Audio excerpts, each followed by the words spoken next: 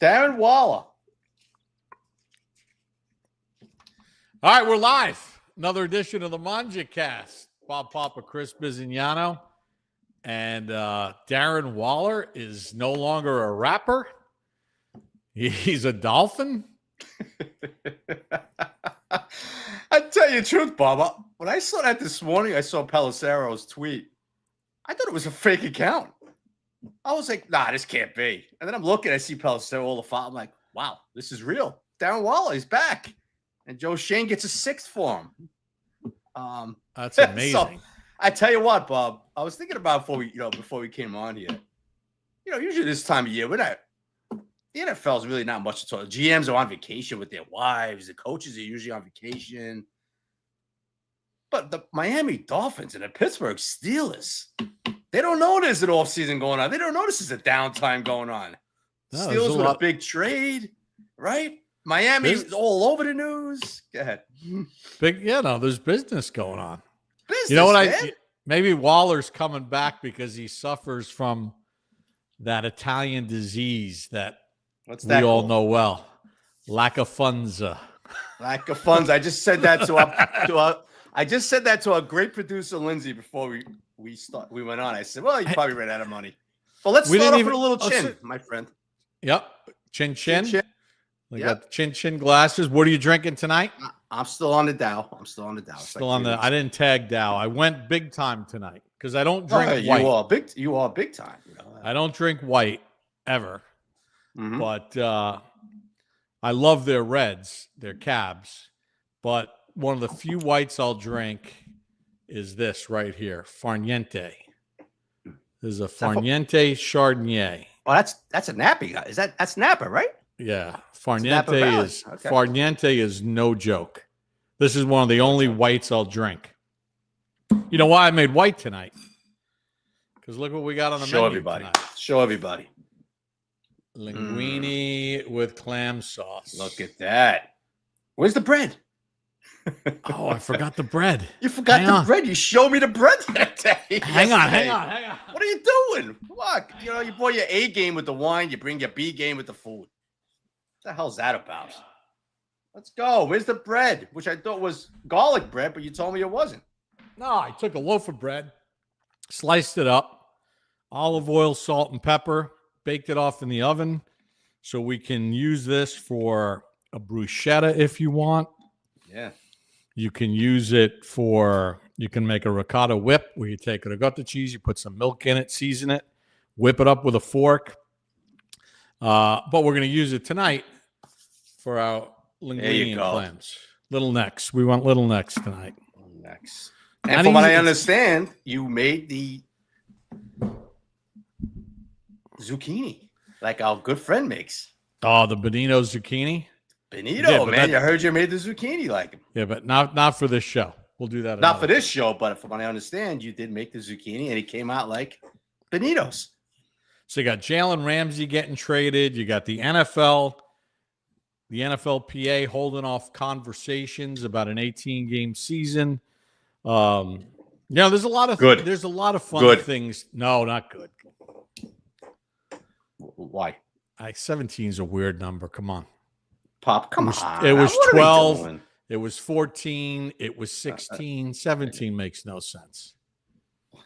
Why has it made sense the last few seasons? You haven't liked the seasons? No, I don't like 9 and 8, 10 and 7. I like even numbers. Bob, I didn't like it when it was 8 and 8. I mean, it was a 14-game schedule, but here we are. I mean, how many more games are you going to put these guys through? 8 and 8 would be 16, not 14. I know, but I didn't like it when it was a 16-game season. It was too much. Now it's 17. Now you want 18. I mean, well, how much you want to put these guys through there, Papa? You know what they go through every damn week. How much football? I mean, how much? What are we going to go to? The end of February? I guess that's the ultimate goal, right? They want. Listen, our guest is going to talk about that because they want to go to President's Weekend. We know that, but I mean, I'm glad the players' union say no. Hold off on this 18, okay? I'm sorry, Bob. Can't talk about 18 games and then turn around and say, but we care about player safety. That's our prerogative. Everybody cares about one thing: cash. And the players will sign off on it because they're going to get more money. So let's talk about it. Then don't complain about how long the season is. I know. No complaint. I don't I'm want not to hear any complaining. complaints. Well, All right, let's welcome. let's welcome bring in our guest. guest. He's been with Sports Illustrated for over 20 years, covering all the sports, covers media, and he's a really fun follow on X because he's got a witty sense of humor about him, and he doesn't just, parrot what everybody else says. Please welcome Jimmy Traina to the ManjaCast. Thanks Jimmy. for having me. That is a hell of an intro. Thank you so much. Jimmy, Cheers. welcome. Chin. What are you drinking? Okay, so I'm all out, and I just got home. This is actually perfect for the podcast. I just got home about 15 minutes ago from a big family barbecue. We had relatives up from down south, so this was the time we got to do it. And I don't like it's so gross and hot and humid. I don't like to drink in that humidity. It was a barbecue, so it was iced tea for the most part today.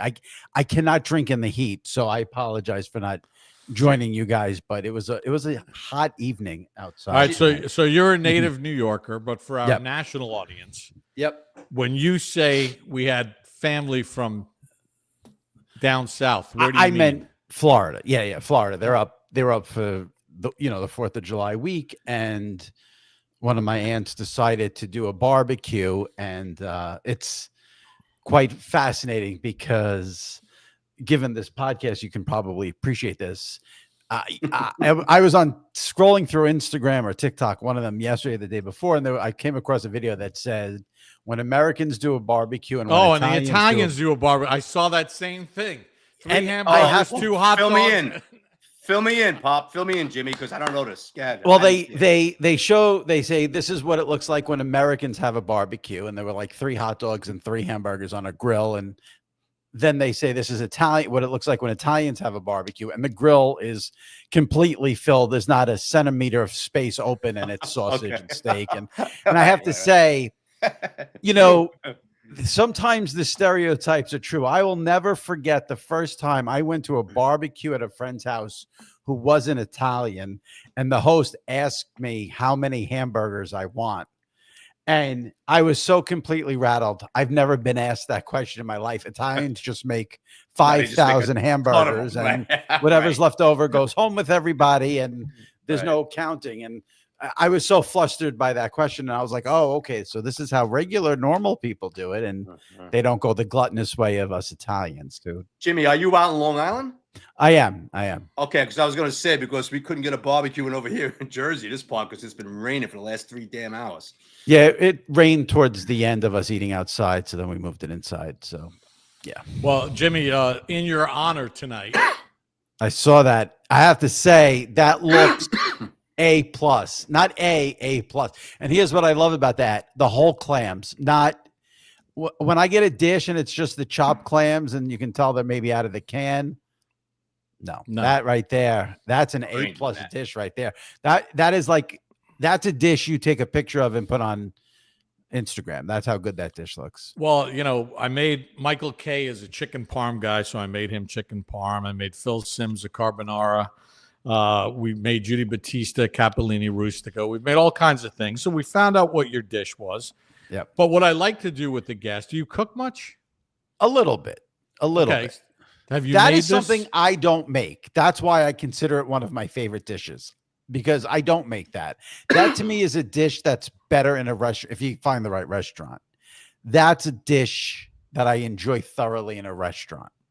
I'm going to show you. Well, every week I shoot the video. We're going to show you how to make it. It is so easy. It is. It does seem easy. It seems like it's all about timing with that dish. It is about timing. It is about timing. You want to make sure that, your linguine comes out still al dente, and but it's really easy. I'm going to show you how to make it. Yeah. Or Biz will pass it along to his wife. Yeah. I'll make the spaghetti with garlic and oil. I'll make that a lot, but I don't get into the clams. Jimmy, do you know any other play-by-play guys that cook like this? Have you ever seen this before? I mean, that dish looks like it's. I have got to now go out and get linguine and clam sauce because Always never red for me. Always white, yeah. Always white. That dish looked great. I made Biz a piccata that he loved over the internet. He didn't get a chance to taste it yet. And that dish doesn't look like you've dipped in yet. Have you tasted it? Absolutely. It's fantastic. Yeah. It really it was it was really, really good. And then the key, of course, is when you're done, the bread and the juice. Yeah, I was telling Biz, I just took some Italian bread, sliced it up, salt, pepper, olive oil, toasted it. This way, if I want to have a bruschetta tomorrow, a ricotta whip, I got it. So we have a fan out there, Luann, big fan, been watching you since you were doing boxing for years. Luann, thanks for joining the ManjaCast. Jimmy, what do you think about this 18-game schedule? It's going to happen eventually. I don't think there's any doubt about it. 17 is a weird number. They want to get it that Super Bowl to President's Day weekend. I had Chris Berman on my podcast, I would say maybe a month ago, maybe 6 weeks ago. And Chris Berman, even though he's not a full-time ESPN guy, he's still plugged into the NFL. I mean, he's been involved in the NFL for so long. And he had a theory that it was one of those where he said it and he was saying like, well, I don't know this for sure, but it sounded like someone may have said something to him. And his theory was that they were well on their way to the 18-game schedule.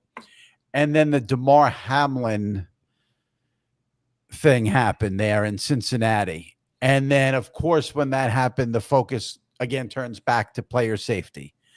And he thought that may have delayed getting it to 18 games. And he thinks now, a couple of years have passed since then, we'll see the focus back to the 18-game schedule. Jimmy, I think it's going to happen. We know that, right? I mean, Roger Goodell wants it. It's the money. We all know that, the league, please, they got to stop the bullshit with the player safety. It's all about money. They want the 18 games, and they want the Super Bowl going to President's Day weekend. They've been talking about this for years, Jimmy. And so then also another week, they can maybe sell that package. I think you're going to see a situation eventually where they sell week 18 to Netflix or sell week 18 to Amazon. With all the streaming services involved now, it's another week that the NFL can sell the games like they do now on Christmas Day. Absolutely. Friday of the first weekend, Black Friday. It'll be another slate of games to sell, and that just means more money, which is what the NFL is all about. Go ahead, Biz. You look like you're I was just going to say, look, the players' unions, they really don't want it, but they're going to be getting more money. So they're going to, like they did with the 17 games, Jimmy, they'll fold and it'll be 18 games, probably in a couple of seasons from now. So, but Jimmy, you love to do your train of thoughts, right? Yep. What are you thinking about this off season, which is especially this time of year, Jimmy, where it's usually, this is the dead period of the NFL. Not much usually happens, but boom. There's been trades. Miami and Pittsburgh seems to be in the news every day. And now even the Giants jumped in the news today with Miami. So what are you thinking about this off season, man? There's no off season anymore in the NFL. Even if you talk to sort of the NFL, the newsmakers, they even say you maybe get 1 or 2 weeks here in the summer where it'll be quiet, but that's about it. I saw a lot of tweets today on Twitter with people saying, it's July 1st. We have an NFL game this month. I guess the first preseason game is on July 31st. So that's how much the anticipation is revved up. You get Hard Knocks coming in August. In terms of this offseason, what do I think? Obviously, the Steelers situation is fascinating after what they did yesterday, on top of bringing in Rodgers, on top of bringing in Metcalf. I mean, I think Rodgers is done, but it makes them a good watch every week. Sort of what I look at it from my perspective. I want good games every week. I want a good watcher. I want the Sunday night game to be good. I want the Monday night to be good. I want the Thursday night game to be good. So the Steelers should be an interesting watch, at least early on, until Rodgers probably gets hurt or something like that. So I think the Steelers, obviously, big moves. I think the Chiefs are still fascinating because you want to see them now, what the rebound looks like. A lot of people seem to have now put the Chiefs in the rearview mirror. Kelsey now is supposedly in a lot better shape. Mahomes is still Mahomes. I want to see, after a loss, what their season is like. And, the Bills still, with Josh Allen, are they ever going to get that Super Bowl. That's a story. The Bengals, they have all these problems on defense. It looks like they're wasting Joe Burrow, which is just tragic.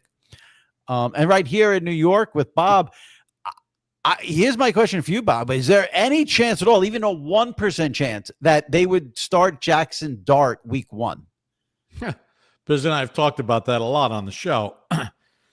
If he wins the job, right, he'd have to actually beat out Russell Wilson, which I don't think he's going to do. And I don't think they want to rush it. But I think they're going to go into this eyes wide open, because it's kind of interesting, because if you think about Russell Wilson as a rookie, Seattle had signed Matt Flynn after a one-game wonder in Green Bay to, at the time, which was a big contract. Right. Pete Carroll said, hey, we're going to make this thing wide open. Russell Wilson, as a third-round pick, won the job. So I think, could history repeat itself? Possibly. I think unlikely, though. Biz? Well, we've talked about this, being at every practice, watching Dable, speaking with Dable, just the way he's talking. I'm going to say it again, Jimmy, and Bob knows how I feel. Do I think Russell will be the starting quarterback for his game? Yes, I do, Jimmy. Do I think Brian Dable wants Jaxson Dart to win this job this summer? Yes, I do, Jimmy. Yeah. Yes, well, I do. I'm coming at it. I have no dog in the fight. I don't have a favorite team. I mean, when I was a kid, I was a Jet fan, but that stopped basically once Bill Parcells left. So I want the best players. I want to watch the best games every week. I'm interested in the best players every week, best matchups. So for me, no dog in the fight. The Giants start Jaxson Dart. I'm watching their game week 1. They start Russell Wilson. I'm not watching their game.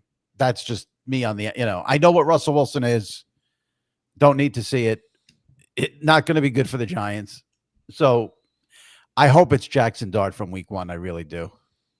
Jimmy. Yeah, but then you'd have Jaxson Dart making his debut against Washington, and you'd have Aaron Rodgers back at MetLife against the Jets at the same time. Which one you watching, Jimmy? I would probably watch the Giants only because I love Jaden Daniels. I think the Commanders are a great story, and I don't really care about the Jets or Aaron Rodgers. So I would be on the Jaxson Dart game for sure. Hey, I want to go on this, Jimmy, because you cover the media. Yeah. The Giants and Jets forever never played at the same time. And then COVID happened and the teams were awful. And now the league doesn't even hesitate to schedule them opposite each other. What do you think the methodology is behind that? Yeah, it's fascinating because the day after the schedule came out, I wrote a column for SI.com, and it was basically my most notable things from the schedule. And one of the things was the NFL does not care anymore about separating the Jets and the Giants. It's pretty remarkable how many 1:00 games both teams play against each other this season. And I think it's the NFL saying that neither team is really worthy of many 425 spots. And so much talk around the NFL. I mean, I make the mistake of doing it too. We talk about Sunday night on NBC. We talk about Monday night on ESPN, Thursday night on Amazon. The most watched game every single week in the NFL is Sunday at 425. And it's that national window game on Fox or CBS. And the Jets and Giants are just not worthy of that slot. And the NFL said, we can't get burned in the biggest market by putting one of those teams at 425 and then basically blacking out the best game of the week. And I get why the NFL would do it. Once those teams get good, then you're going to see them going against each other less and less. But until that happens, the NFL is they want that rating for that 425 game to be as big as possible. That's what their interest is. And I guess they figure they're giving Fox and CBS, whoever has the game that week, it's no longer straight down the line, AFC, NFC to each network. Right. But I guess what they're also doing is they're giving both of those networks the best possible 1:00 rating that they can get, because you're going to have all of New York watching either one or the other, even though it's simultaneous. But then it dumps to the back end of the doubleheader where then everybody goes to that. Yeah, absolutely. And it will be interesting to see what happens when one of those teams gets good and becomes a playoff team, because then that won't happen as much. But yeah, that's basically what's going on. You hit the nail on the head. They put them both at 1 o'clock, and I don't know. I mean, it might. The total rating will be good. The individual rating for Fox and CBS obviously gets hurt by them going head to head, but that they want to protect 425 at this point. Jimmy, Yep. how would you evaluate Tom Brady's first year in the booth?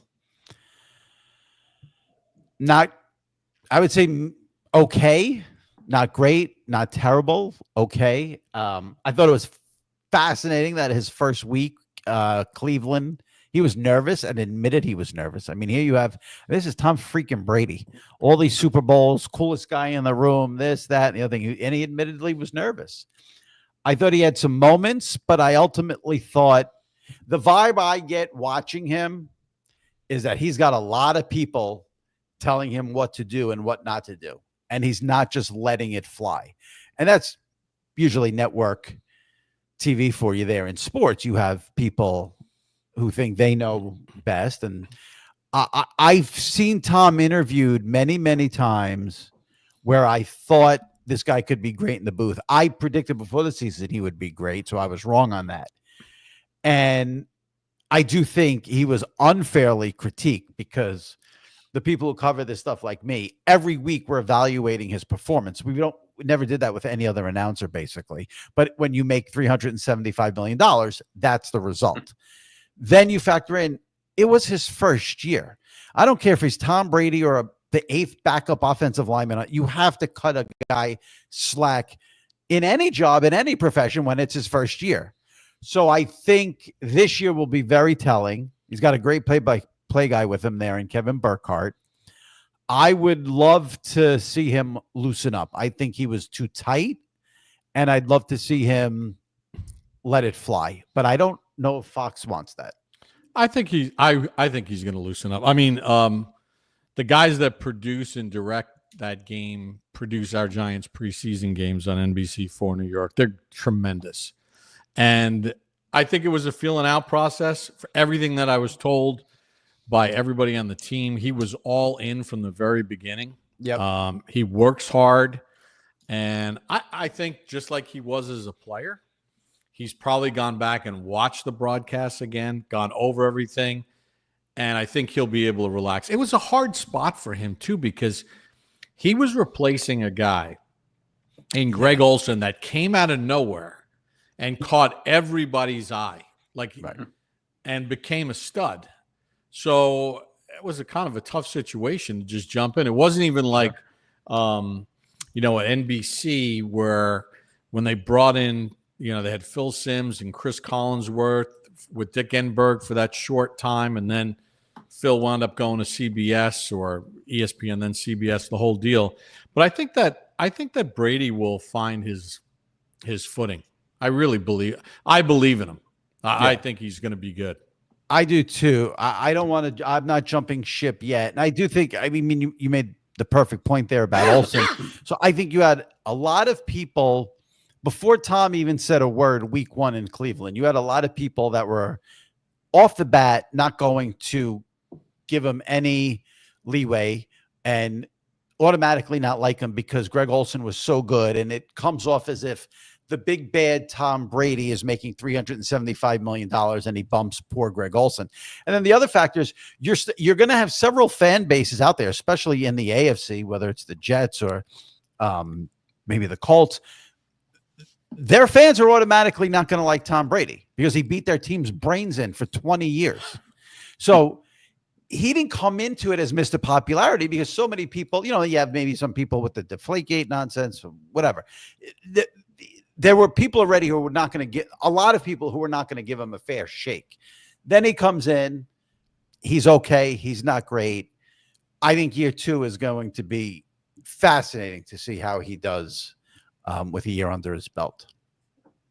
I thought he got better, Bob, Jimmy, as the season went along. I thought he finished the season much better than he started. I think he'll be, like you said, Jimmy, I think he'll be fine in year 2. But part 2 of that question about Brady, Jim, I have to ask you. Do you think he still should be announcing, considering he's part owner of the Raiders now? Yeah, I think for me, that's complete nonsense. I don't him not being able to be in a meeting, I think maybe hinders him a drop. I've talked to a lot of play-by-play guys and analysts on and off the record, and they all say it's the most overblown thing in the world. Al Michaels has said it to me. A couple of others have said it on the record. A couple have said it off the record. I think the Raider thing is, I don't think that makes one iota of difference in his broadcasting. I think it does help to get to know people you don't know. But I think Tom he knows pretty much everyone in the league at this point, don't you think? Yeah, but when there's a guy that they bring into the production meeting that might be a young player on the rise or that doesn't know, sometimes it's just get to know the person a little bit. Yeah. I didn't think they were a waste, but I'll tell you where you get your best stuff. You get your best stuff on the field before the game. Because I remember, when I did Thursday Night Football for the 3 years I did on NFL Network, we had the Colts every year, and it usually was here in Jacksonville against the Jaguars. And Peyton Manning was engaging during the production meeting. He was phenomenal. But I had a relationship with him even a little bit before. I had done some appearances with him, even before Eli was a Giant, but once Eli became a Giant. And I'm on the field. He goes through his tree, his route tree or whatever. And he called, "Hey, Bob, come here." He goes, "Listen, Mel Tucker's the new defensive coordinator. I got a book on him." He goes, "I think they're going to run this coverage right out of the gate. And if they do, I got a go route to Reggie Wayne if we're starting in positive field position, first play of the game." So he goes, "Make sure everybody is aware of what's going on." So I go back and I tell producer, Mark Loomis was the producer at the time. Greg Janoff was the director at the time. Chris and I share the story. So now we got the ISOs and everything. And sure enough, they start at like the plus 38, or they start at the 38-yard line. They get the look. He audible, boom, 62-yard touch. We had every replay under the sun. Because Peyton Manning told us what the first play was going to be if this scenario arose. So it's on the field, really, with the chit-chat where the best stuff comes, because there's a lot of people in production meetings, and people don't feel comfortable always talking in front of everybody. Yeah. Someone in the business made the point to me, too. Like, okay, let's say Tom's not in a production meeting. You don't think he can call anybody? Anyone. Yeah. Anyone. Yeah. Hey, you know what? Go ahead. No, I was just I'm very interested to see how he does in week 2, in year 2. I think he'll be much better. It's funny because a lot of our audience, this is a national show, but a lot of our audience is Giant based, just because Biz doing his podcast and his stuff and what I do. But I can't get over the amount of arguments I get in with Giant fans. Troy Aikman and Joe Buck do not hate the Giants.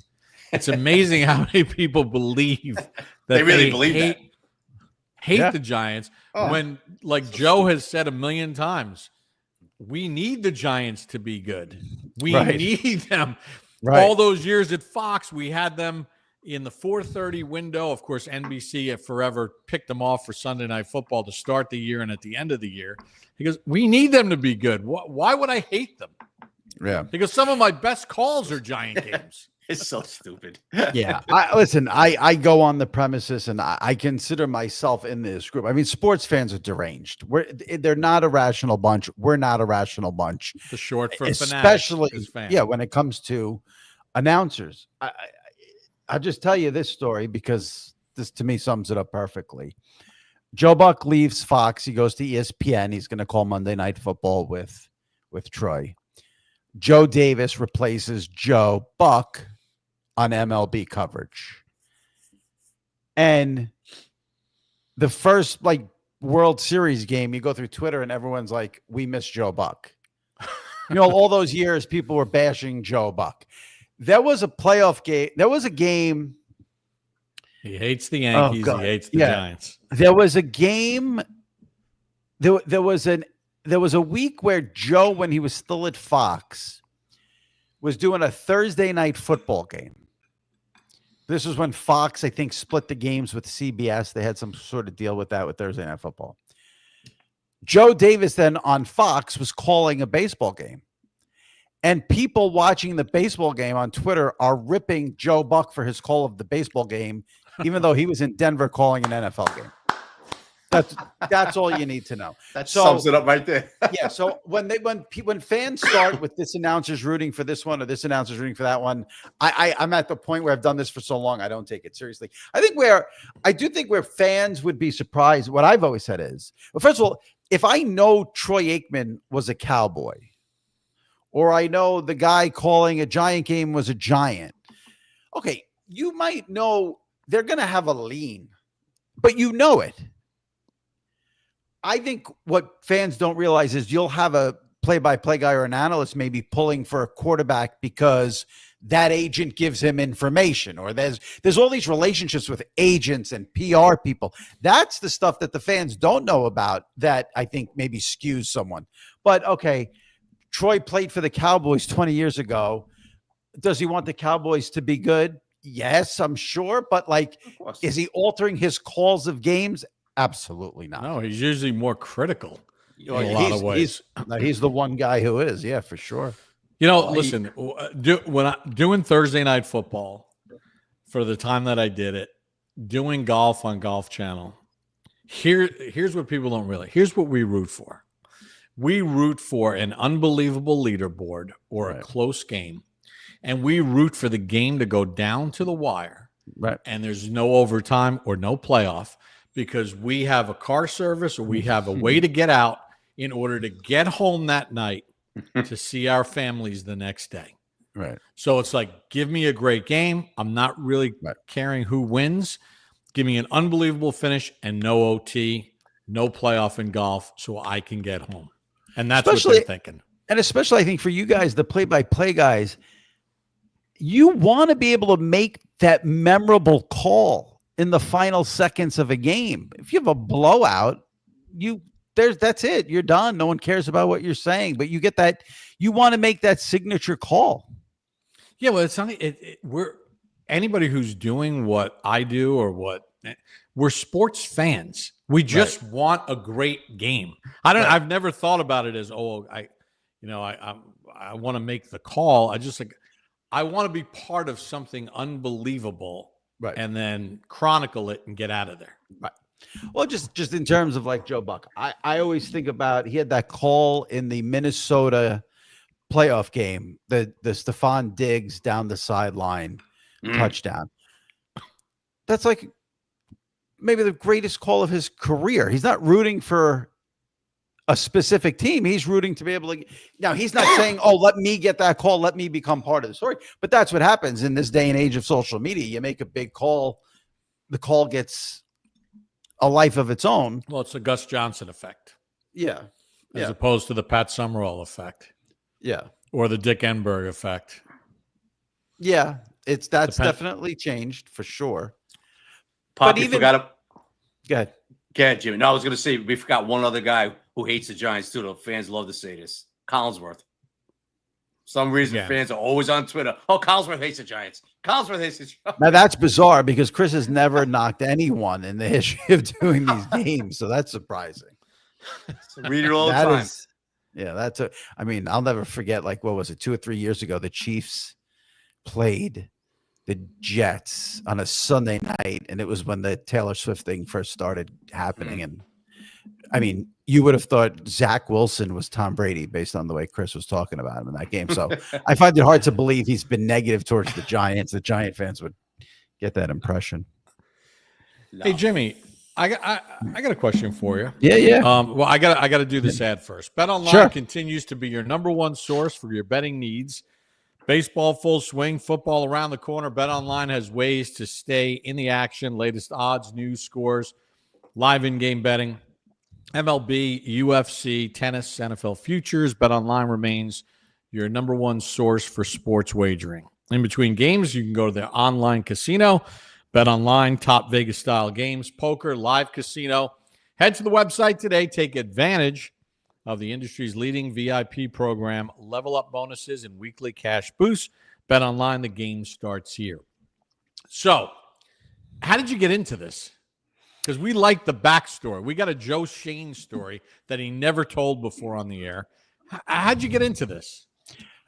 So, always a sports fan as a kid. I was actually a broadcasting major in college, but I'm sure you guys know this from this business. Timing is pretty much everything. I mean, it's timing and relationships. It's timing, who you know, and then what you know. And I hate saying that, but a lot of people think it's what you know, but you better have the timing and who you know. And I had interesting timing that when I was in college as a broadcasting major, that's when this little thing called the internet came about. And I'll pass on the Al Gore joke. And I'll never forget, I worked at the student newspaper at the time. And one of my best friends says to me, you got to see this. You got to see this. And we go to the student newspaper and he fired up ESPN.com. And it took about 10 minutes to load. And I said, who the hell is ever going to use this thing? This is the dumbest thing ever. Leave me alone with this. I'm not. Why would I sit here and wait for 10 minutes to see this ESPN.com? Cut to, I've made a living basically writing about sports on the internet. The story is, it's really a very boring story in that I just had all these jobs my first job out of college was at like a local radio station on the east end of Long Island. Somehow from there, I ended up at the Associated Press. And going back to who you know, I worked at the Associated Press. My job there was writing game previews for The Wire. Became friendly with a guy at AP. He left AP to take a job at SI.com. A few months later, he reaches out, tells me SI.com's hiring. You want to share the name? Oh my God. Let me think if I can remember. It was so long. It's actually, I know who it was because he's actually a writer currently, does politics. His name was David Harsani. He left for SI. A couple of months later, tells me SI's hiring. I go to SI and apply, got the job. And literally my first job at SI was like typing stories from the magazine into like the archive system. I mean, I started as an editorial assistant. I would like order pens and stuff like that. And it was the work your way up. And then I saw what was happening. Again, this is all before social media, but I saw what was happening outside of sports with sort of like TMZ and Perez Hilton. And I saw the way Bill Simmons was writing and mixing the pop culture in with the sports. And at that time, this was in like 2013-ish, SI wanted they wanted a daily column like that people would go to every day. And I came up with this idea. It was called Hot Clicks at the time. And I wanted to do the mix of sports and pop culture because every sports fan I know likes movies and likes music. So even though we're Sports Illustrated, let's put it into one thing. There's a lot of trepidation. A lot of people nervous because it was Sports Illustrated, but I got the go ahead and I got very, very, very, very lucky because it was successful pretty much from the beginning. So that then got them off my back and I was allowed to basically do what I wanted. And then podcasting started from there. And that was just an easy evolution to start doing the podcast. And for Luann, the big Bob Papa fan here, Luann, Dable's not on a hot seat. Stop.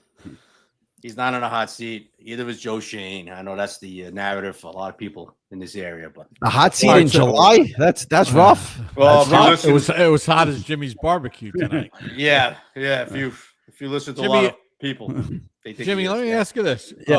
So you have this winding road that gets you to where you are. Yeah. What was the one interview you had where you said, "Holy crap, I'm interviewing so-and-so, like I'm on the map"? That's an easy one. That was Derek Jeter in person. Probably one of two times I've ever been nervous in my life doing the interviews. And I should have mentioned this. I always, when I started that column, Hot Clicks, it was sort of to cover the mix of sports and pop culture, but I always leaned into sports media. I was always into the broadcasters. When I was a kid, I wanted to be Phil Rizzuto. Like I was always into the people covering. So you read Stan Isaacs, you read Phil Mushnick. Well, Did you read those columns? Raceman and Mushnick in the beginning. Obviously, Phil has gone off the deep end, in my opinion. But Rudy Martzke. Raceman, Rudy Martzke. I also used to. I mean, this is going to make me sound like the biggest loser ever. But I remember being in like high school or college. I would spend $5 to buy the Sunday Globe to read Peter Gammons. Oh yeah. Oh, that's not a loser, Jimmy. Yeah. Right, I mean, so you wanted to be Phil Rizzuto, but the broadcaster. But I got more and more into the announcer. I mean, listen, we're here in New York, Bob. You know this. Marv, all those years with the Knicks, Sam Rosen with the Rangers. Like we were treated here. You know, when I grew up, it was Phil Rizzuto with Bill White and Frank Messer. I mean, and then I fell in love with John Sterling on the radio. So like you've been here forever doing the Giants. Like in New York, we've been treated to, Ian. People don't realize how long Ian's been doing the Nets. Like, so I was always into the broadcast, and then even nationally I would get into it. So I always wrote about the broadcasters, and then that became a bigger and bigger thing in what I did. So to go back to your question about the interviews. Jimmy, if you don't mind, how did you get Cheetah? How did you wind up getting him? So at the time I was writing this column called Hot Clicks, and you sound like a jerk saying it, but it was very successful. It had a very, very, very big readership. So at that time, I believe he was doing something with Gillette, and Gillette reached out to me and says, we have Derek Jeter. He's doing a couple of interviews. You could be one of the one-on-ones. Okay. And then, so that was the first time where I was like, what is going on? What is my life right now? When you're, because it was a one-on-one in person, it wasn't on the phone. And then I had got someone with one of the Yankee writers, and I really wish I remember, but I don't remember because it was so long ago. But one of the Yankee writers had said to me a couple of days after the fact that, because I guess when I did the interview with Derek, it made some news and maybe got picked up in the Post and the Daily News, whatever he had said. And one of the writers said to me, when we asked him about the interview with Sports Illustrated, Derek said, that guy knew me better than I knew me. So that was cool to hear that. And also, that's the money line. Right. And we had a good, I push That's when I look back now. Once a year, I go back and read that interview, and I just can't believe the nerve I had, because at that time he was dating Minka Kelly, and Derek would never talk about his personal life. That, like, I knew if I said, "Oh, tell me about dating Minka Kelly," like that's going to shut down the interview. But I think I said, "Do you watch Friday Night Lights?" and he said yes. And I said, "Who's your favorite character?" And he was like, "You're good. You're good." That was a good. That's good, Jimmy. I like that one. That was good. Yeah. All right. So Pete, you didn't mention the 04 series, did you? When the Red Sox came back 3 games. Probably skip that. That more for me. You didn't mention that. No, okay. Definitely. So Long Islander, but a Yankee fan. Yes. Yes, absolutely. So the good news about tonight's show is I don't have to be glancing over at the TV. Yeah, they lost already, Pop. Looking at another debacle, because I don't even want to get into what I watched today. Oh, it was bad. But anyway, Pete's Take wants to know who won the Steelers-Dolphins trade. How do we know? Pete, with all due respect, and Pete's a Dolphins fan. He says Dable's on the hot seat. McDaniels, and I'm a Dolphins fan, is on the hot seat. Can Tua stay healthy? No. That's how we'll know who won the trade, if they do well. And if Jalen Ramsey doesn't go batshit crazy and ask for a new deal in the middle of the year. I actually think, obviously the big focus there, Ramsey and Minka Fitzpatrick. I think it was a nice steal for the Steelers to get Jonnu Smith. He's a good player. Yeah. Good player. And Aaron Rodgers likes to throw to the tight end. So which is why the Dolphins needed Waller. that when I saw that come out today, I didn't know what was. I thought it was going on fake, there. Jimmy. Jimmy, I saw it this morning. I did a double take on Palisero's account. I thought maybe it was one of those fake accounts. It's not. This can't be. I'm looking again. I see. Holy shit! This is. It's real. July 1st, not April 1st. Yeah. Yeah. Hey, Jimmy. So you mentioned you scroll through social media. We both stumbled upon the same American Italian barbecue. Yeah. Do you watch this Scarlatta twins? Love them. Did you see their Joey Waller thing today? I did not see it today. Like I said, I was On at a Instagram. family thing, so I wasn't on the phone as much as I usually am. But it's funny. It's so funny you bring them up because I actually don't like a lot of the Italian cooking things I see because I think it's people trying so hard and they're doing the accent. And I don't know what it is, but those two guys and the dad, they just hit me the right way. And I love those guys. I think they're hilarious. Well, wait until you. They put it out this morning pretty quickly. I got to check it out. They did like a spoof on Darren Waller being traded. Yeah, it's hilarious. Like kudos to those guys. Yeah, I'm a big fan of those guys. And I love that dad can cook.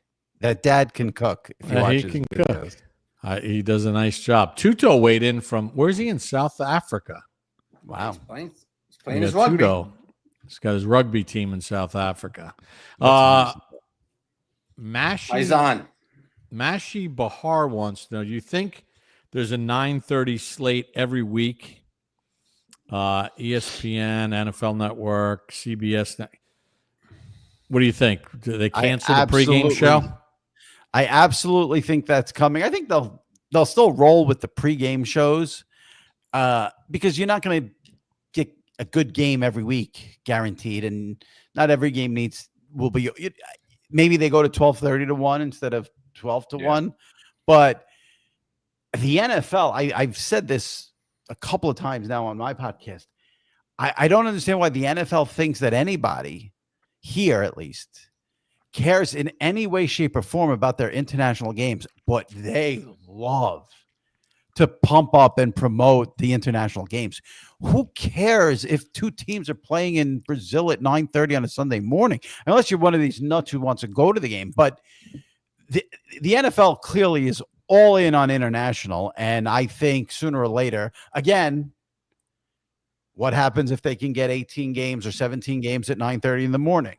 Netflix, YouTube, Prime, money. That's where it's all going. More games, more money. Listen, they tapped out the U.S. as far as their money stream. They looked at the NBA, and David Stern was brilliant with McDonald's All-American and getting the McDonald's game that they played, and then the 92 Olympics. And the NFL realizes in order to expand our revenue stream. And listen, I was there in 2007 for the first game against the Dolphins, the regular season game. Been there, Germany this past season, London 2 more times in between. It's amazing how passionate the fan base is, and the amount of Giant fans from all over Europe. So I think it's here to stay, which is why they want that 18th game, plain and simple. Yeah. It'll be international. The travel's not that bad. I mean, going to Australia is not that easy, but yeah, I always laugh about the travel. It's 2025. When you say travel, not you, but when anyone comes up to travel, I mean, they're on luxury airliners with Wi-Fi and food service and TV and people massaging. We've got to stop with the travel in 2025. They're not riding by horse and buggy. Yes, Australia in terms of hours. Yeah, I could see. Like if you're traveling to Australia to play in a game, you should get a bye the next week. That's a no-brainer. But if someone's got to travel to London or Germany for a game, an NFL player, they're not going to Penn Station and jumping on a disgusting Long Island Railroad train like I would have to do. They're fine with the way they're flying. Well, listen, I've told the story. The first time we went to London, sure. You take the red eye. We got to London faster than we got from Newark to Seattle. Okay, I mean it was a quicker trip. Coming home was about the same time as it was going from Newark to Seattle. It's not that bad. So Jimmy, I got to ask you this. Yep. You want to know how to make this dish now? I know how, but let me know. Did you have? Well, let me ask you this: did you put any butter in it? I did not put butter in it. Good. You Okay. could put butter in it. I hate when people put, because that underneath that pasta in the bottom of that bowl is liquid gold. That's what that is. It's liquid gold. It's been sitting here for a while, so it's kind of dried up. Lindsay, come on, let's give him the video. Let's give him the video. But no butter ever, and I hate when a restaurant throws butter in there. Traina asked for it. Here's a nice, easy, simple linguine and sauce. So I got the clam soaking here, little salt. We want to get all the sand out of there. Got my rumo linguine, chopped up 6 cloves of garlic, a very small shallot, chopped up some parsley, and I'm keeping the stems. I'll show you that little trick. Got a little crushed red pepper, olive oil quality, a little white wine. Perfect. Gonna need a little bit of lemon. Perfect. And then I took a loaf of Italian bread and I cut it up, toasted it off with a little olive oil, salt, and pepper for a little crostini. You can use that for bruschetta or just snack on it. Let's go. All right, we got our garlic. It's amazing. our I'll shallots, tell you one and our thing. It's parsley. amazing how the We're going to take that salt parsley draws out, the but we're sand going to out just of the start clams. building some flavor right now. And this is going to be the base to this unbelievable deliciousness. Now I'm going to use some crushed red pepper. I'm going to put some more in later, so I'm going to just put a little bit in right now. But I like it to toast with the garlic and the shallots. Our linguine goes in. Now we're going to add our cup of white wine.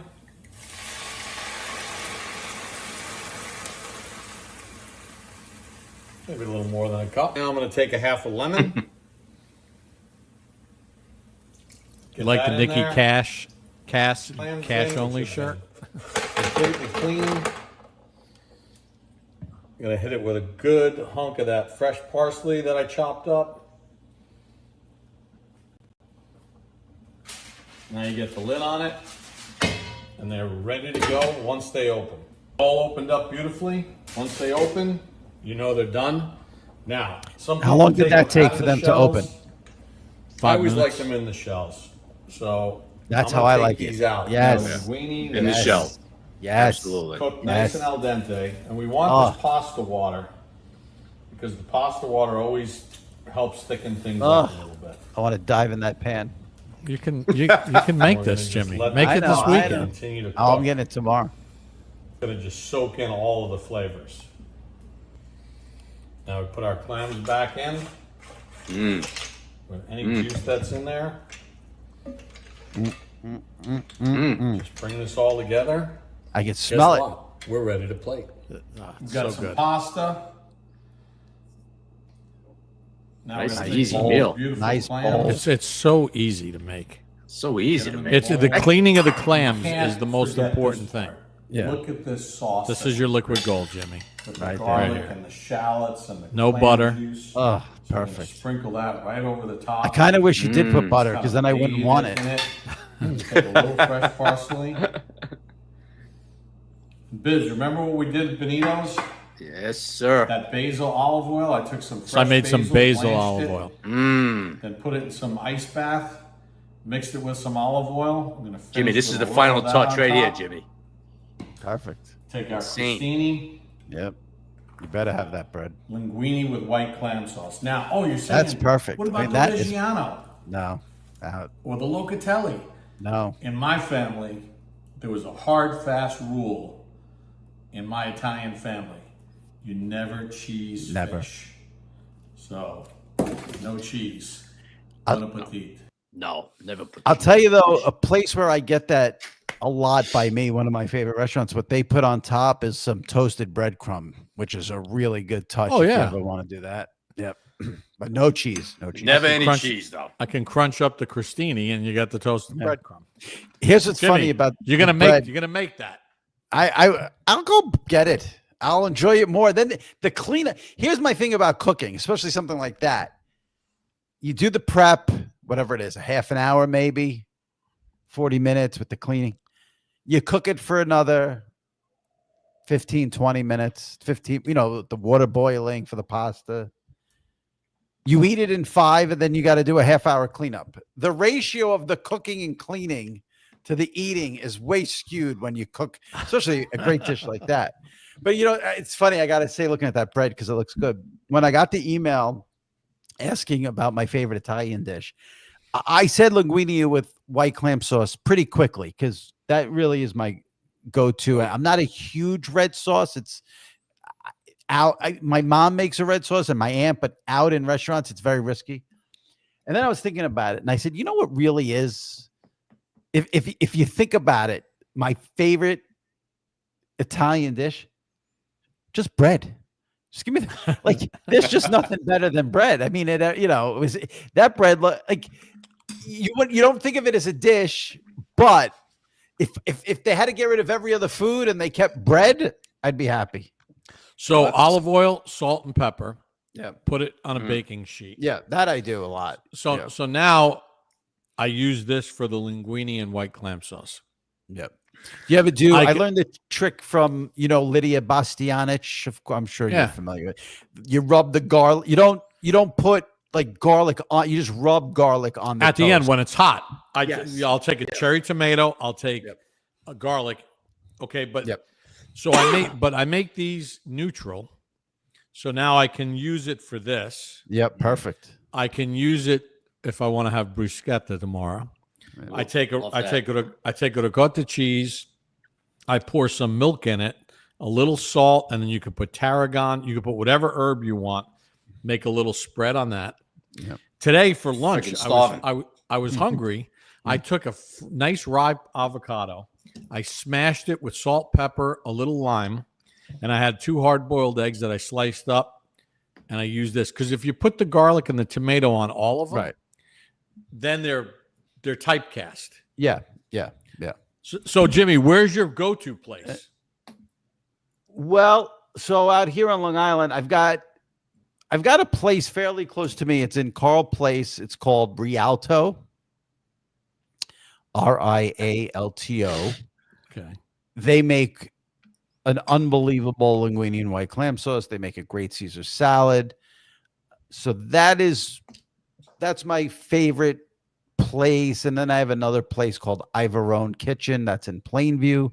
Those are my 2 where you'll find me the most. But it's just so funny too about the bread. Like you're talking about putting this on it and putting that on it and this, and you can do it. Just give it to me just like that, and I would be so happy. Just like that. I don't even need. That's it, Jimmy. Well, when you're here in Florida, my pop, me, even in Jersey, I can't get good bread over here. Well, in Jersey, there's places you can go to get good bread. Yeah, I'm not going to. He's out west by Pennsylvania. I'm out west. And you're in Florida, Bob? Yeah. So when I'm home, when I come back, I go to Vito's. Shout out to my peeps at Vito's in Hoboken. And I bring back fresh mozzarella. I bring back sun-dried peppers. I bring the 36-month age Reggiano because you can't get it down here. Then I get a couple of loaves of bread and some bagels, or I'll go to Addio Bakery on Arthur Avenue, and I'll get the bread there. And I have a suitcase that I travel with that I'll bring 2 suitcases with me. And one of them is strictly for food to bring back. The TSA guys at LaGuardia Airport, I go through I'll check one bag, and then that bag, and I'll walk through, and they'll open up and go, you must be heading back to Florida. The guys in Vito's in Hoboken, I say, okay, this is going to the Giants because I like to take care of the cooking staff there, the chef and his crew in the cafeteria. And then I'm like, double wrap everything. The guy goes, oh, that's going to Florida. Yeah. It's so funny. I literally just had a conversation with my cousin a couple hours ago about they're in North Carolina, and he said they've gotten better with pizza and certain Italian foods, but he said the bagels impossible to get good bagels. And I've heard that about Florida. I have friends in Florida. They tell me they got to go to Dunkin' Donuts to get bagels. I'm like, oh, that's not a bagel. So I love the fact that you bring back bagels too. The technology, though, is changing with water filtration. where they're able to sort of recreate New York, New Jersey water better down here. But as a friend of mine who owns a bakery in Jersey City said to me, he's like, you know what, they were originally in Brooklyn, now they're in Jersey City or in Patterson. Big bakery. Every breakfast sandwich you eat in New Jersey, they make the rolls. It goes 24/7 making bread. And he goes, you know what my biggest concern is every day? I'm like, what? He goes, the humidity. Every day I walk in, I got to check the humidity, and we have to tinker with our recipe every day. He goes, now, you guys in Florida, imagine the tinkering you got to do. Right. Because every time a door opens, it changes. And when I tell you, it goes nonstop, the bread they're making, and it's off the charts. But he goes, we worry about humidity every day for a few months. He goes, in Florida, expand that by 35%. He goes, that's why you can't get good bread down there. I'm fascinated though about no bread in Jersey. Jersey, really? Where I am. Well, where he is. Hey, listen, Jimmy. He lives in New Jersey technically. Okay. But he might as well be in a horse-drawn carriage with the Quakers in Pennsylvania, because that's where he lives. Okay. He's not in northern Jersey. He's not in Hoboken, Jersey City. He's not in those kind of places. All the wannabe New York places. No, I'm not up there, Jimmy. I'm in West Jersey. I'm in Northwest farmland now. Got it. Okay. I was gonna say I can't find really good bread where I am. No. That's one thing I do miss from New York. But here's your problem. My problem? I can't believe I'm having this conversation. My problem? Right. When you go to the Giants. Tell me my problem. When you go to the Giants, drive 6 minutes further into Hoboken and get some bread and bring it back. Oh, I could do that, but I'm on a schedule, Pop. I go in. I'm an hour from home. I go in. I do my thing. I go. I don't want to take detours to Hoboken, get stuck in traffic. I've been dealing with traffic my whole damn life. I see. You're not. I'm getting the impression you're not a true food lover. No, I am a true food lover. He's an eater. I'm an eater, really, Jimmy. Yes, because Jimmy. You know what I am? I'm also a if I have to make a detour and now it's gonna be an hour and a half trip, I'd rather just go home and make it the hour, because that's what I mean. I'm burned from traffic and all that stuff. See, me and my family, we go to all these. We go to this place for this cheese, this place for this bread, this place for these cold cuts. I used to do that when I was in New York. Yeah. That I used to do. Now I don't, Jimmy. It's a little much. It's a little much, but you know. It's a little. But all right, Tuto said it's 4 a.m. here in South Africa. Driving my Tuto sleeps. Driving my teammates, and they're all going crazy with your cooking. They're all 300 pounds and salivating. Am I the first guest to pick linguine with white clam sauce? Yes. Yeah, I think he is, right, Pop? Yeah, he is. Yes, you are, Jimmy. Everyone with the red sauce, probably, right? Well, I did carbonara for Phil Sims. Okay. What did Judy want, Bob? What did Judy like? Well, Judy, I made a capellini rustica for her with prosciutto and onions and a little garlic. That's a lot of work. It's just prep. Yeah. It's all the prep. Yeah. But we've made some interesting dishes. Biz, Lindsay tried to feed you a question, but I'm going to ask it because you weren't looking at your phone. All right, what other play-by-play guy cooks like me? I already asked him that, you knucklehead. I already asked him before. I said, you ever seen a play-by-play guy, Lindsay? I asked him. Lindsay was texting me during that. No, I love Jimmy. I asked Jimmy before that. I love the concept for the podcast, making food a big part of it, and I think that's a really creative, and we see so many podcasts out there trying to do stuff. Jimmy, what we're going to do is when the games start, we did this last year. We did the championship games. So we have like a Manji cast watching the games, breaking it down. We're going to have guys like Phil on and Matt Sims and guys like that. And we're going to be doing the food while we're watching the games like we did for the AFC and NFC championship games. And that's what we're going to do this season. So during the game, we'll be talking about this and that, and then we'll be talking obviously about the game, what's going on. Yeah. So it's something that we're looking forward to this September, right, Bob? Yeah, I was at my son's 7-on-7 tournament in Orlando, driving back, championship Sunday. I said, Biz, we should just go live on Instagram and Twitter. And we went on, and obviously we're just watching the game. And what did we get up to? 9,000 viewers? About 9,000 live. Yeah. Not even Just promoted. like that. Yeah. We came up. That's great. I came up with Biz. I'm like, listen, let's try this. He's like, really? I'm not doing anything. Okay, let's do it. And it's kind of like taking on a life of its own. So like, we'll stay away from the Manning cast games, because by the way, do you like the Manning cast? I'll be honest with you. I do like it. I wouldn't say I don't like it, but ever since Joe and Troy went to ESPN, I haven't watched the Manning cast. When they did the Manning cast the first year, and ESPN, what was their booth that first year? It was Levy, Riddick, Brian Greasy. Yes. Yeah, it might have been Greasy. Yeah, Greasy. I was heavy Manning cast, but. And this has nothing to do with Peyton Eli. That's just not how I want to watch a game. What I said about the Manning cast, especially the first year, because that's when I did watch it. The Manning cast is great if you're not interested in the game or if the game features two teams that aren't good. But if the Chiefs are playing the Bills, I don't want to watch the Manning cast. I want the actual telecast. And then I think it was, so they did it that one year. Then for the second year of the Manning cast, that's when ESPN got rid of that booth and brought in Joe and Troy. And once they brought in Joe and Troy, I have not really, I see the clips obviously because they're all over social. It's impossible to miss the clips. But on a Monday night at 9:00, I'm watching, especially if the game is good and the game has good teams, I'm watching Joe and Troy. I think Joe and Troy are, I actually think they're by far the best broadcast, but I don't think it's close. I think they're by far number one. So. Well, I'm not going to argue with you on that. I think they're great.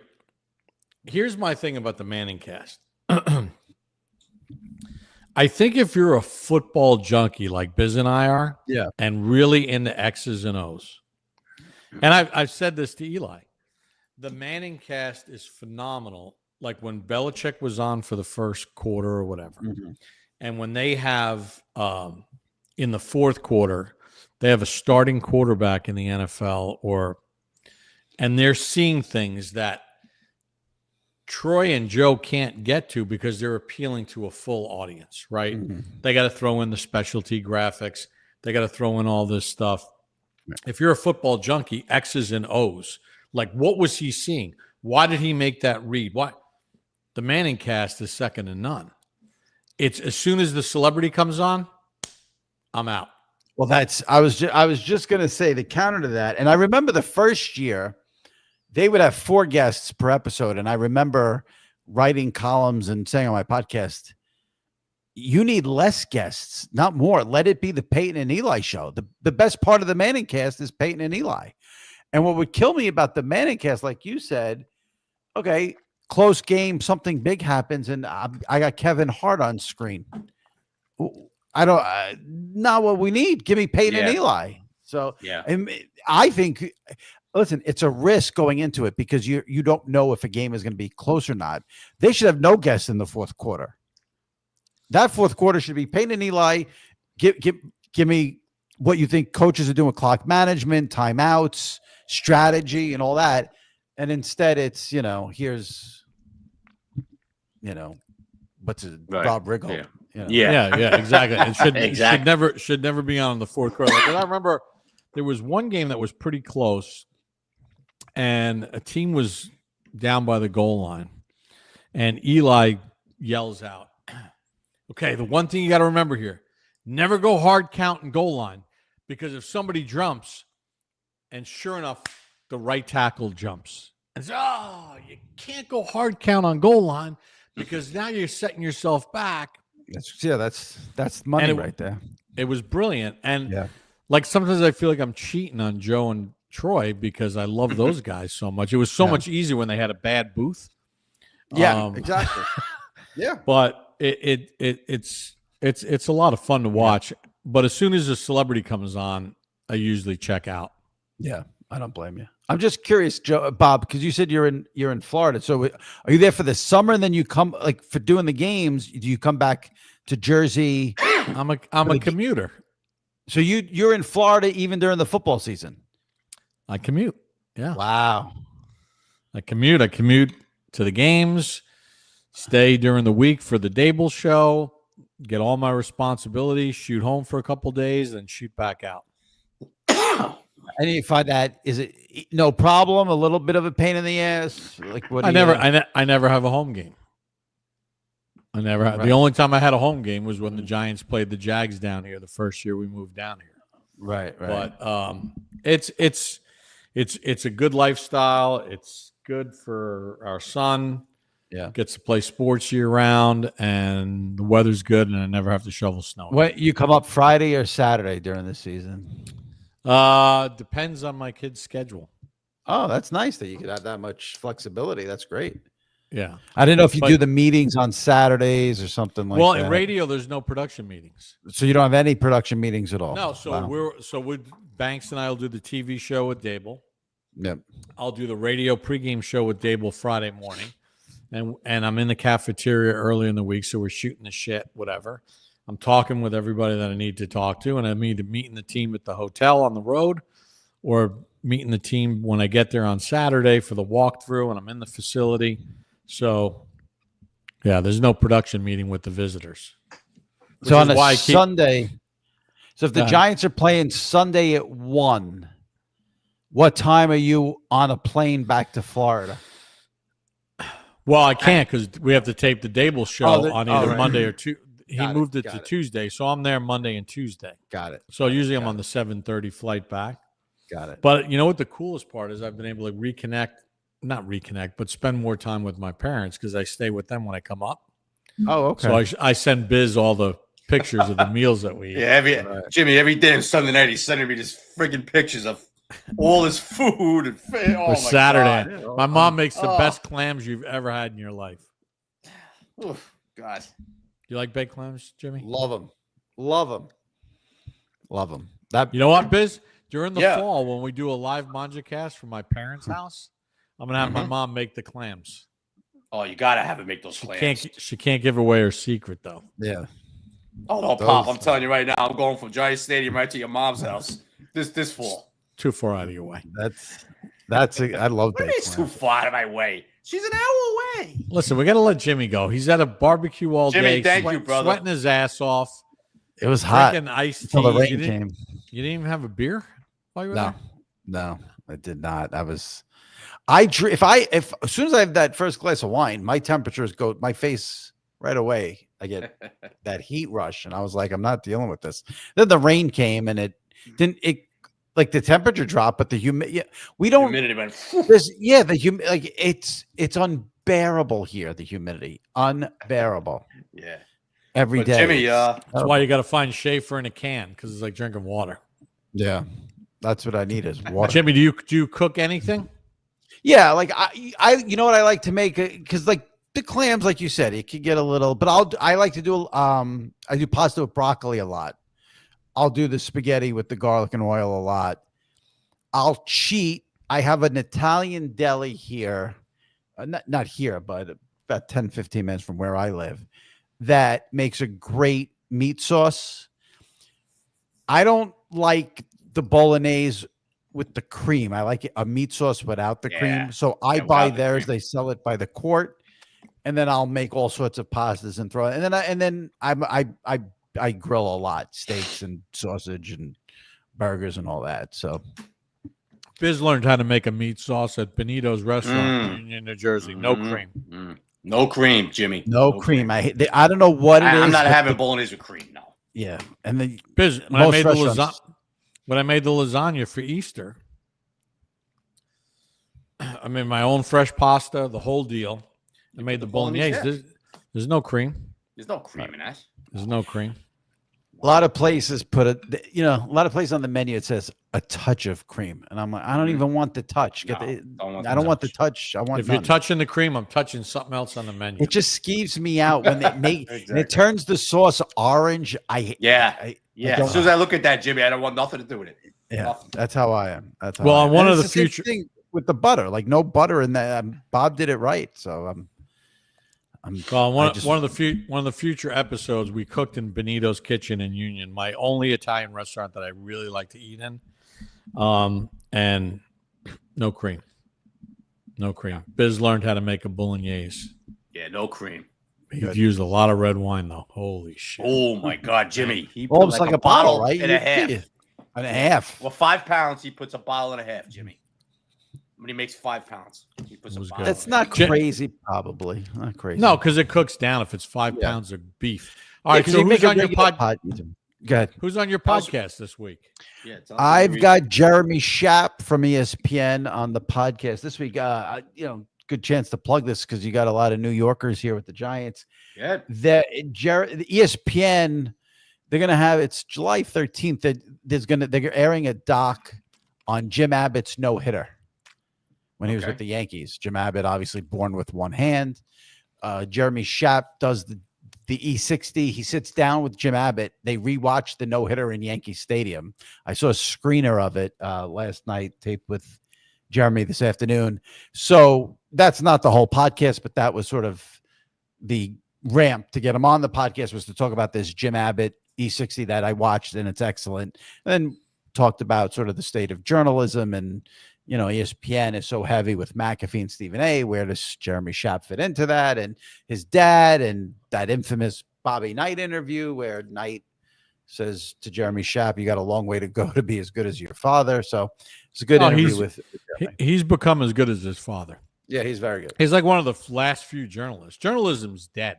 It's getting there. Journalism is dead, and I think we Yep. talked about this when we had Jerry Dulac from Pittsburgh on the last show, and it's kind of when newspapers started cutting costs, and beat writers also became columnists. So there was forever the columnist. There was Dick Young. There was Lupica. There was all the guys that wrote columns, and suddenly they asked beat writers to become columnists. So the line became blurred between, are you just telling me about my team, or are you being asked to tell me about my team and write a column at the same time? Yeah. Jeremy's like a dying breed. Yeah, absolutely. But still does great work there at ESPN. And the Abbott, like I said, I know a lot of New Yorkers are listening to this. It just the trip down memory lane into that 93 Yankee team was a trip for me watching that.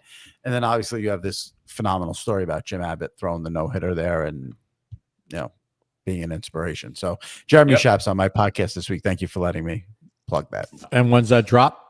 My pod usually comes out every Thursday morning. We're going to throw it out there Wednesday afternoon because of the holiday this week. So Wednesday afternoon, it'll be out.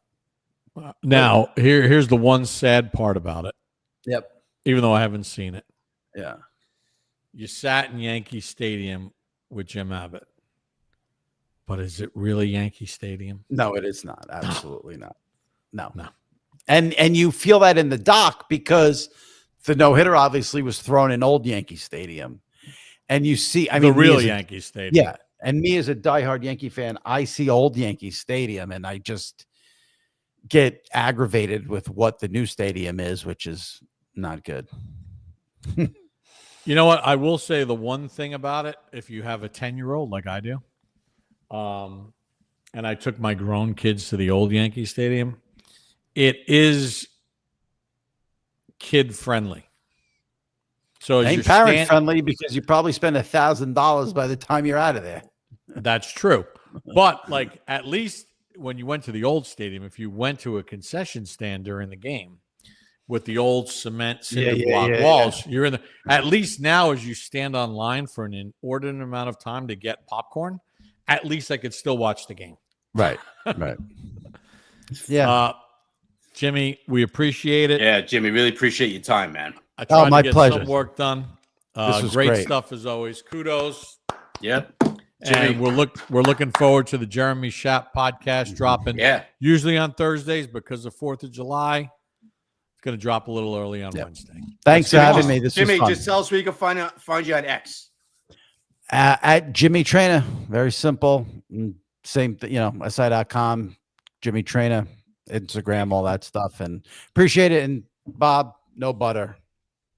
No butter here. Never butter. Never butter, Jimmy. butter. Never butter. Jimmy, thank you so much. Thank Jimmy you. Trainer, Thanks. Sports Illustrated, over 20 years covering the media, sports, gambling. Check out his podcast. It's coming up with the great Jeremy Schaap, who's a good friend of the program. All right, Biz, we got to put a bow on all this. Yep. Did Lindsay fall asleep? Did we put her to sleep? We got to get Jimmy out of here. There you go. There you go. Great time with Jimmy. A lot of fun. Yeah, a lot of good talk. Did you ever eat cold linguine and clam sauce? No, It's not bad. I would imagine it's cold. What you're eating right now. It's cold, but you know what there is? There's no butter. Can't have butter. I was glad Jimmy was on board with that.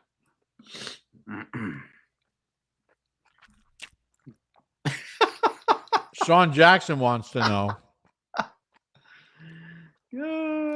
Does Jimmy Jimmy have any Trainer- relationship? No, I don't think so. No. No.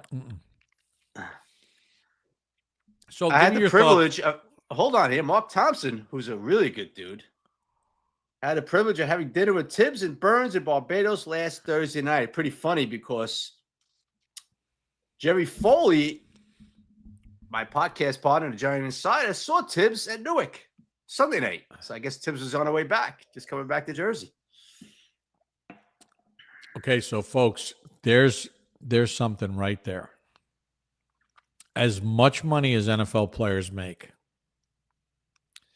and they make a lot of money, but when you factor in taxes, playing in New Jersey, agent fees, manager fees, everything else, someone once told me, whatever a contract hard money is, figure the player takes home a third, 33%. Right.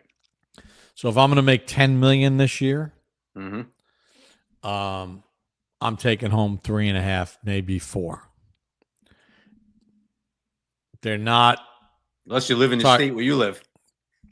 but even so, they're not Tiger Wood. Like Tibbs is on his rookie deal, he's making nice money. But unlike Major League Baseball, where all these contracts are guaranteed, or where these golfers are making they're not flying private. Tibbs was in. Well, no, Jerry no. saw Tibbs in Newark Airport because he had to fly commercial. Yeah. They're not flying private. No. Hey, would you make of that Odell comment that he would trade his Rams ring in to have won a Super Bowl with the Giants? I think that's Odell being Odell. I don't believe that. I don't believe that either. No, That's I just don't Odell. believe. No, I don't believe what you're saying. Odell being Odell. Oh, I you think think he means really- it? He would trade in his Super Bowl ring to retire with the Giants? Never wanted to leave. Oh, that we know. We know he didn't want to leave. No, I think he dreamed of winning a Super Bowl with the Giants. Well, so does Saquon. Saquon didn't want to leave. I don't think now Odell. The difference with Saquon and Odell was Saquon. It became a business situation. We've already rehashed that. Odell made it difficult for them to be able to keep him at that point in time in his career. Absolutely. But both of them wish they would have won a Super Bowl with the Giants. There's no doubt in my mind about it. No doubt in my mind. I know we have a lot of fans out here, and I don't want to get into a giant PR thing, but just think about that for a second. For you Giants fans that are watching, that listen, we all know since 2000 and let's just say 12, when they had a chance to win the division, in 12 they didn't. So you had 16 and the boat situation and the one and done in Green Bay. You had 22, the win in Minnesota, and then obliterated by Philadelphia. So we know it's been a lot of bad years mixed in with those two aberrations, so to speak. But think about that. The two best players that you've had since Justin Tuck left, since Michael Strahan retired, Since not Eli counting, left. not counting Eli, Oh, because okay. Eli began and ended his career with the Giants. How many other teams have former players, star players, that have said, I really wish I would have won this with my former team? Yeah, that's a good point. Think about that. Like a guy leaves the pick a team. I don't want to disparage any fan base. Yeah, Miami. And then Yeah. goes and signs with another team. Mhm. After the fact, how many players have you ever heard say, you know what? This is unbelievable. I love this, but I really wish I would have won this with the Giants or my former team. I could probably give you one. Who's that? Matthew Stafford. Good point. But there's not many, Pop. That is a great call. I think Matthew Stafford, like when it's all said and done, All said and done. and it's all over, he's going to probably say, I loved winning the Super Bowl. I wish I could have brought one to Detroit. But it's a good point. There's not many. There's not many. All right. You ready to wrap it up? Yes, sir. Great job, my man. What do you got for the 4th of the weekend? Not much, man. Not much. I'm going to be home. How about you? Going to be home.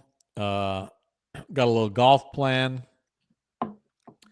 Got some baby back ribs ready to go. There you go. 3 hours in the oven? 2.5, 225. Yeah. Might have to try that. Finish them on the grill. 15 How minutes about- on the 15 minutes on the grill. Here's what I'm going to do to you. I'm going to call you when I make them. Call me. Okay. And we're going to go through it. I'm going to show you. It's so easy. No, So you easy. told me already. Yeah, you already showed me. Wow. You know what? This linguine and clam sauce, it's not bad cold. Really? I wouldn't think it would be good cold. It's okay. It's when you flavor it properly. All right. Let's get out of here. Lindsay's like, are you guys out of your mind? Lindsay, we're filling thank you content. again. Chin chin, my friend. Chin, talk to you. Hey, go get yourself a glass. Believe in Giants. Subscribe. You can buy your chin chin glass. And we want to wish everybody a healthy, happy 4th of July. And don't do anything stupid. Don't get anything blown off. Don't do anything dumb. Be smart. Be responsible. And if you've had a couple of daddy sodas, don't light fireworks. Exactly. All right. Ciao. Manja. Ciao. Manja. Manja. Dude. DeVito, we're counting on you to get on here. Yes, we are.